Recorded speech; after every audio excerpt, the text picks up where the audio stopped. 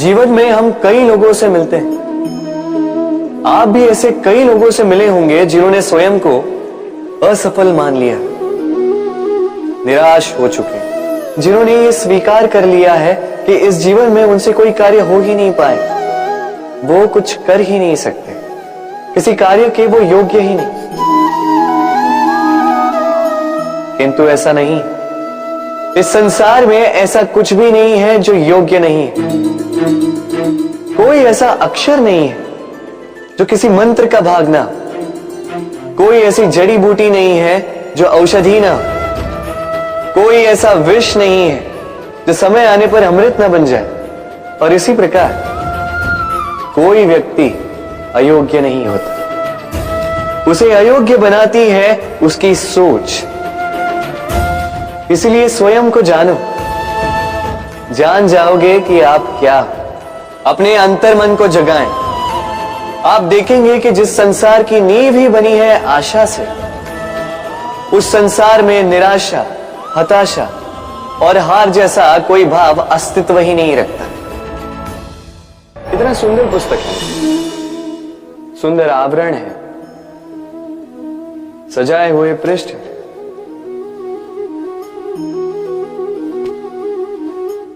किंतु क्या ये सत्य में अद्भुत पुस्तक कहलाने की पात्र है? क्या इसमें जो लिखा है वो सत्य है, प्रेरणादायी है, हमारे लिए मूल्यवान है? कैसे निश्चय लिया जाए इस बात का? अब आप सोचेंगे कि सीधी सी बात है, आवरण को देख के पुस्तक की गुणवत्ता कैसे जानी जा सकती है? इसके लिए तो आपको उसे पढ़ना होगा, उसे समझना होगा, समय देना होगा, है ना? बिल्कुल उचित सोच रहे हैं आप। बस आश्चर्य की बात यह है कि पुस्तक के विषय में आप ये सारी बातें जानते हैं, किंतु किसी व्यक्ति के विषय में आप ये सारी बातें मन में नहीं लाते। व्यक्ति का मूल्यांकन भी उसके वस्त्रों से, उसके शारीरिक रूप से या उसकी सुंदरता से नहीं किया जा सकता। उसके लिए आपको उस व्यक्ति को पढ़ना होगा, उसे समझना होगा, उसे समय देना होगा। पर हम क्या करते हैं? पहनावे, रंग, सुंदरता को देखकर आकर्षित हो जाते हैं, उसे प्रेम समझ बैठते हैं। और आए दिन कोई ना कोई ये कहते सुनाई देता है कि उसकी प्रेम कहानी सफल नहीं हो पाई, उसे छल मिला। किंतु इसमें दोष किसी और का नहीं, स्वयं आपका है। आपने उस व्यक्ति को समय नहीं दिया, आपने उस व्यक्ति के विचार नहीं परखे। प्रेम 2 क्षण में बनने वाला पकवान नहीं है, इसका स्वाद चखने के लिए आपको जीवन भर का समय देना पड़ेगा। तो समय दीजिए, एक दूसरे के रूप से नहीं, आत्मा से जुड़ी, निश्चित ही मन प्रसन्नता से कह उठेगा, राधे राधे। हम में ऐसा कोई नहीं होगा जिसने वृक्षों को ना देखा, वृक्षों पे इन पक्षियों को ना देखा, इनके घोंसलों को ना देखा, इन पक्षियों को अपने छोटे छोटे बच्चों को भोजन कराते ना देखा।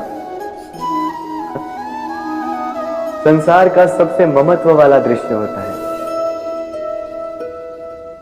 चिड़िया दूर से अपनी चोंच में दाना भरकर लाती, स्वयं भोजन करने में असक्षम संतान की चोंच में डालती, स्वयं भूखी रहती, निस्वार्थ, निश्चलता से। और जब संतान के पंख निकल आते हैं, वो उसे उड़ना सिखाती और उसके पश्चात उसे स्वतंत्र कर देती है अपना जीवन जीने के लिए, इस आकाश में उड़ान भरने के लिए। और हम मनुष्य क्या करते हैं? जिस संतान को हम पंछी की भांति पालते हैं, उसके पंख निकलते ही हम उसे बांध देते हैं, ये सोच के कि कहीं वो दूर उड़कर न चली जाए। ऐसा नहीं कि इस स्थिति में माता पिता को संतान से प्रेम नहीं है, अवश्य, किंतु इसमें प्रेम पर मोह भारी पड़ जाता है, जो स्वयं अपने और संतान के भविष्य के बीच में बाधा बन जाता है। हम ये भूल जाते हैं कि हम केवल जन्मदाता हैं, भाग्य विधाता नहीं। तो जब प्रेम में मोह आ जाए तो वो प्रेम नहीं, स्वार्थ बन जाता है। इसलिए प्रेम को पास रखिए और मोह को दूर, क्योंकि जिससे प्रेम करते हैं उसका विकास नहीं रोका करते। प्रेम संसार का सबसे पवित्र बंधन है, पर सच पूछो तो ये बंधन से मुक्ति है, स्वतंत्रता है।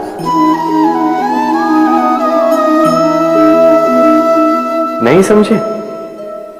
समझाता हूं। यदि कोई आपका प्रेम ठुकरा दे, यदि कोई आपका प्रेम समझ ही ना पाए, तो क्या होगा? कुछ उदास हो जाएंगे, कुछ छल करके प्रेम पाना चाहेंगे, तो कुछ बलपूर्वक प्रेम पर अधिकार करना चाहेंगे। किंतु यह आवश्यक नहीं कि जिससे आप प्रेम करते हो उसे भी आपसे प्रेम, क्योंकि प्रेम कोई वस्तु नहीं है, न राज्य है, न धन जिसे आप बल से अपने वश में कर सकते। प्रेम वो शक्ति है जो आपके लिए हर बंधन तोड़ सकती है, किंतु स्वयं किसी बंधन में नहीं फंसती। तो जिससे भी आप प्रेम करते हो उसे स्वतंत्र छोड़ दीजिए, क्योंकि स्वतंत्रता ही वो भाव है जो जीव को सबसे अधिक प्रिय है। प्रेम सच्चा होगा तो उसे अवश्य समझ में आए। तब तक केवल निस्वार्थ भाव से प्रेम कीजिए, स्वार्थ हट जाएगा तो प्रेम आ ही जाएगा और मन प्रसन्न होकर बोलेगा, राधे राधे। जब भी प्रेम की बात आती है, हम सबसे पहले मन में एक नायक और एक नायिका का चित्रण कर लेते हैं। क्यों? आपके साथ भी यही होता है ना? पर क्या प्रेम केवल नायक नायिका के आकर्षण का बंधन है? नहीं, प्रेम तो परिवार से हो सकता है, माता पिता भाई बहन से हो सकता है, सखा मित्रों से हो सकता है, देश और जन्मभूमि के लिए हो सकता है, मानवता के लिए हो सकता है, किसी कला के लिए हो सकता है, इस प्रकृति के लिए हो सकता है। पर प्रेम कभी उस पन्ने पर लिखा ही नहीं जा सकता जिस पर पहले ही बहुत कुछ लिखा। जैसे एक भरी मटकी में और पानी आ ही नहीं सकता। तो यदि प्रेम को पाना है तो मन को खाली करना होगा, अपनी इच्छाएं, अपना सुख सब त्याग कर समर्पण करना होगा। अपने मन से व्यापार हटा दो, तभी प्यार मिलेगा और मन प्रसन्न होकर बोलेगा, राधे राधे।